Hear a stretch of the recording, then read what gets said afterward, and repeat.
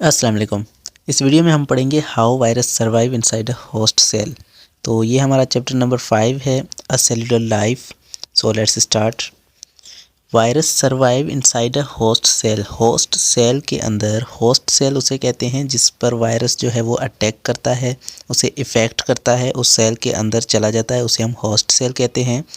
तो उस सेल के अंदर वायरस जो है वो कैसे सर्वाइव कर पाता है, तो जैसे दूसरे ऑर्गेनिज़म सर्वाइव कर रहे होते हैं वैसे ही करेगा। तो ये पूछने का इनका क्या मकसद है? इनका मकसद यहाँ पर ये है कि हर ऑर्गेनिज़म की बॉडी में जो है इम्यूनिटी होती है हमारे पास एक, जो उस ऑर्गेनिज़म्स को जो है वो दूसरे जो ऑर्गेनिज़म्स हैं, माइक्रोब्स हैं, उनसे बचाती है, उनसे लड़ती है। तो वायरस जो है वो उस इम्यूनिटी का क्या करता है, वो इम्यूनिटी क्या वायरस पे इफ़ेक्ट नहीं करती क्या? हमारा इम्यून सिस्टम जो है वो वायरस पे इफ़ेक्ट नहीं करता? तो ये हमारा क्वेश्चन है इसमें। तो आज हम जानेंगे कि वायरस जो है वो इम्यून सिस्टम्स का कैसे मुकाबला करता है। वायरस है variety of host cell that include prokaryotes and eukaryotes. Virus के पास दो तरह के जो हैं सेल होते हैं इफ़ेक्ट करने के लिए, एक है प्रोकैरियोटिक और एक है यूकैरियोटिक सेल्स। वायरस इन दोनों पे अटैक कर सकता है। तो वायरस जो है वो उस होस्ट सेल की इम्यून सिस्टम से बचने के लिए ये 5 तरीके अपनाता है। ये अभी हम स्टार्ट करने वाले हैं। सबसे पहला है डिग्रेडिंग होस्ट सेल जीनोम। अब डिग्रेडिंग का मतलब है तोड़ना फोड़ना, उसे मतलब मिटा देना। तो होस्ट सेल के जीनोम को जो है वो वायरस मिटा देता है, उसे तोड़ फोड़ देता है। When a phage virus, phage कहते हैं वायरस को खाने वाला। तो when a phage virus attack the bacterium, it it DNA synthesize endonuclease enzyme. तो जब वायरस जो है वो बैक्टीरिया के सेल के अंदर जाता है तो वो उसका जो डीएनए है, वायरस का जो डीएनए है वो एंडोन्यूक्लियस एंजाइम बनाता है। जो एंडोन्यूक्लियस एंजाइम क्या करता है, न्यूक्लियस को जो है, न्यूक्लियस को नहीं बल्कि जो न्यूक्लिक एसिड है, डीएनए वगैरह है, उसको डिस्ट्रॉय करता है। तो ये एंजाइम जो है वो बैक्टीरिया के जो डीएनए है उसको वो डिग्रेड कर देगा, उसको डिस्ट्रॉय कर देगा, उसको डैमेज कर देगा, और जो है वायरस के कंट्रोल में सारा प्रोसेस आ जाएगा, जैसे कि रिप्लिकेशन, ट्रांसलेशन, ट्रांसक्रिप्शन वगैरह सारे प्रोसेस वायरस के कंट्रोल में आ जाएंगे। तो वायरस ने क्या किया, वायरस सिर्फ अपना जो है उनका जो डीएनए है, होस्ट का जो डीएनए है, उसे वो डिस्ट्रॉय कर देगा और उसके बाद सारा कंट्रोल वायरस के हाथ में आ जाएगा। उसके बाद वो खुद की प्रोटीन्स जो है वो बनाने शुरू कर देगा। न्यू फेज के लिए, नए वायरस के लिए वो अब प्रोटीन्स बनाएगा।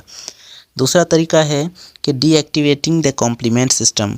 अब कॉम्प्लीमेंट सिस्टम क्या है, ये हमारे पास थोड़ी सी नई चीज़ आ रही है। ये नई तो नहीं है, लेकिन हमारे पास एक इम्यूनिटी का जो चैप्टर आने वाला है उसमें हम पढ़ेंगे कि कॉम्प्लीमेंट सिस्टम क्या है। तो कॉम्प्लीमेंट सिस्टम एक इनिएट इम्यूनिटी का एक हिस्सा है। तो इनिएट इम्यूनिटी वो इम्यूनिटी होती है जो किसी भी ऑर्गेनिज़म्स को अपने जो मतलब पहले से ही पैदा होने के वक्त ही उसे उसके पास मौजूद हो, जो नेचुरल इम्यूनिटी है उसके पास मौजूद हो। तो ये कॉम्प्लीमेंट सिस्टम एक इनिएट इम्यूनिटी का एक हिस्सा है। It comprises of plasma protein. ये जो है वो प्लाज्मा प्रोटीन का बना हुआ है। प्लाज्मा प्रोटीन एक किस्म का प्रोटीन होता है जो क्या करता है, जो किसी भी जानदार जो है पैथोजन है या कोई माइक्रो ऑर्गेनिज्म है जो सेल में आता है उसे डिटेक्ट करता है, उसे उसकी पहचान करता है। तो प्लाज्मा प्रोटीन जो है वो इनिएट इम्यूनिटी और कॉम्प्लीमेंट सिस्टम का हिस्सा है, जो क्या करता है, पैथोजेंस को डिटेक्ट करता है। पैथोजेंस मीन्स कोई भी वायरस वगैरह जो है वो सेल के अंदर आकर हमला करता है। तो virus when enters the host cell they prepare proteins that mimic the complement protein activators and block the complement protein। अब वायरस जैसे ही इस सेल के अंदर आएगा, किसी भी सेल के अंदर जाएगा, तो वहाँ पर जो कॉम्प्लीमेंट प्रोटीन होगा, कॉम्प्लीमेंट प्रोटीन जो होगा या फिर प्लाज्मा प्रोटीन जो होगा, उसकी तरह ही वो अपना ही एक प्रोटीन तैयार कर देगा। और वो क्या करेगा, वो प्रोटीन कॉम्प्लीमेंट, असली वाले कॉम्प्लीमेंट प्रोटीन को है वो ब्लॉक कर देगा। और उसके बाद जो है वो जो प्रोटीन है वो वायरस को डिटेक्ट नहीं कर पाएगा, और डिटेक्ट नहीं कर पाएगा तो वायरस आराम से उस सेल में सर्वाइव कर सकता है।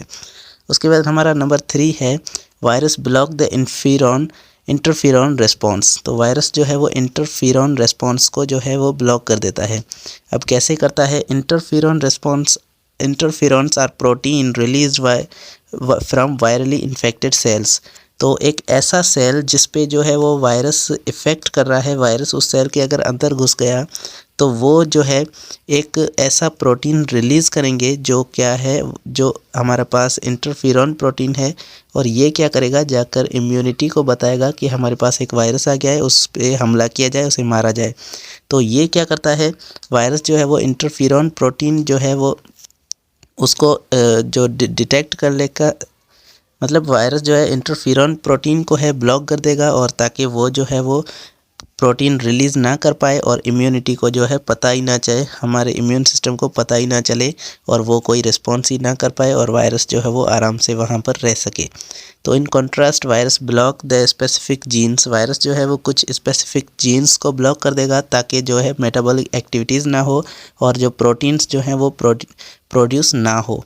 तो ये हमारे पास जो प्रोटीन थे इंटरफेरॉन प्रोटीन, ये भी हमारे पास ऐसे प्रोटीन हैं जो जिस सेल पर वायरस अटैक करता है वो ये इंटरफेरॉन प्रोटीन को रिलीज़ करते हैं और ये प्रोटीन जाकर इम्यून सिस्टम को बताते हैं ताकि जो है वो वायरस के ख़िलाफ़ कोई कार्रवाई की जा सके। उसके बाद हमारे पास 4 नंबर है inactivation of major histocompatibility complex. ये भी हमारे पास इम्यूनिटी का ही हिस्सा है, MHC जिसे कहते हैं, मेजर हिस्टोकम्पैटिबिलिटी कॉम्प्लेक्स। तो virus suppress helper T cell, इसके अंदर जो हेल्पर टी सेल मौजूद होते हैं ये भी एक किस्म के हेल्पर सेल हैं जो क्या करते हैं, दूसरे जो हमारे पास इम्यून सिस्टम है उनको एक्टिवेट करते हैं।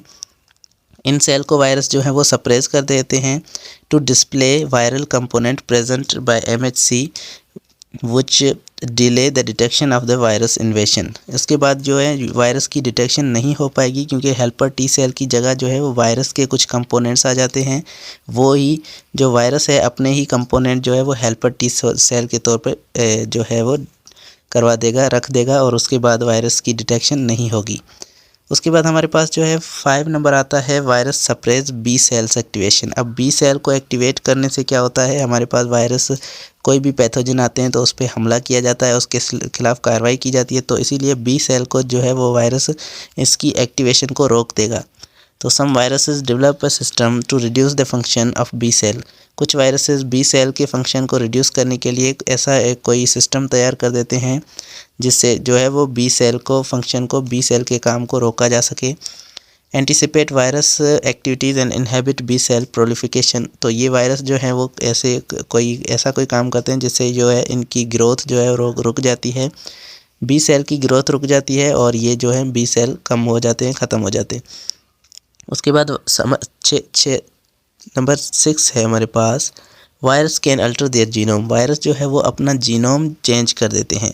अब वायरस चेंज अपना जीनोम क्यों करते हैं, क्योंकि हमारे पास जिस बॉडी में वो इंटर हो चुके हैं उस बॉडी के जो है इम्यून सिस्टम को अगर पता चल गया तो वो उसके खिलाफ एंटीबॉडीज़ बना देगा और वो एंटीबॉडीज़ जो है वो इसको डिटेक्ट करके ख़त्म कर देंगी, वायरस को डिटेक्ट करके उसको ख़त्म कर देंगी। अगर यहाँ पर अपना वायरस ने अपना जीनोम जो है वो चेंज कर दिया तो वो जो एंटीबॉडीज़ आई हैं वो उसको पहचान नहीं पाएंगी और जो है वो वायरस बच जाएगा। तो virus can mutate and frequently change their genomic constitution. Virus जो है वो अपनी जीनोमिक कॉन्स्टिट्यूशन या फिर जो जेनेटिक बनावट है उनकी वो अपनी चेंज कर देगा ताकि जो ड्रग्स वगैरह हैं, ड्रग्स में हमारे पास एंटीबॉडीज़ वगैरह होते हैं और वैक्सीन्स जो हैं वो उस पर लेस इफ़ेक्टिव हों, कम असर करें और वायरस जो है वो सर्वाइव कर पाए होस्ट के सेल के अंदर। तो उम्मीद है आपको ये वीडियो समझ में आ गया होगा। वायरस कैसे अब इम्यून सिस्टम से बचते हैं और कैसे इनके जो कौन कौन से तरीके हैं इम्यून सिस्टम से बचने के लिए, ये सारे हमने इस वीडियो में डिस्कस किए। Thank you so much for watching. अल्लाह हाफिज़।